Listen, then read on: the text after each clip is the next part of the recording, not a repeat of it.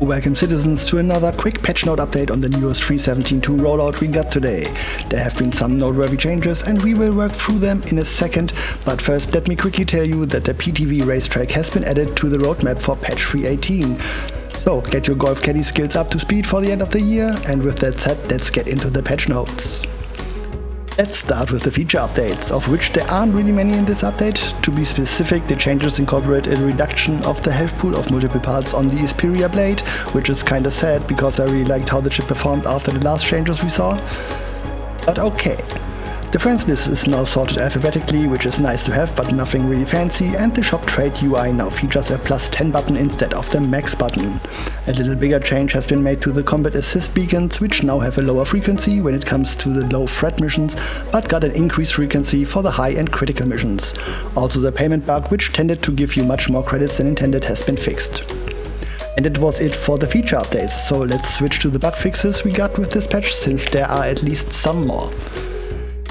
The Aegis Gladius Foundation skin does no longer obscure the cockpit's view, which of course will only affect a small part of the player base using the skin, but good for those pilots.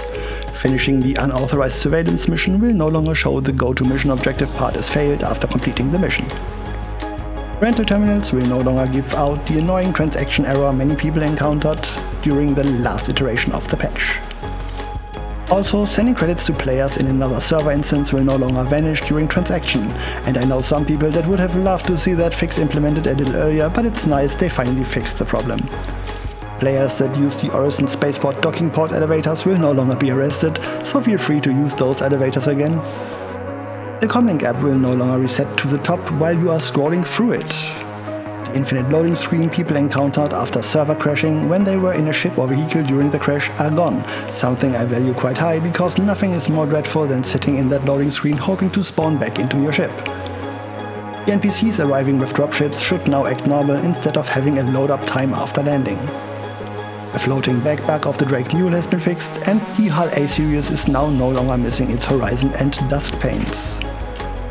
You can no longer see through the cargo hold area on the Deretic Reclaimers, and after completing your sentence in Clasher, your ship will no longer suddenly be stored on Aberdeen.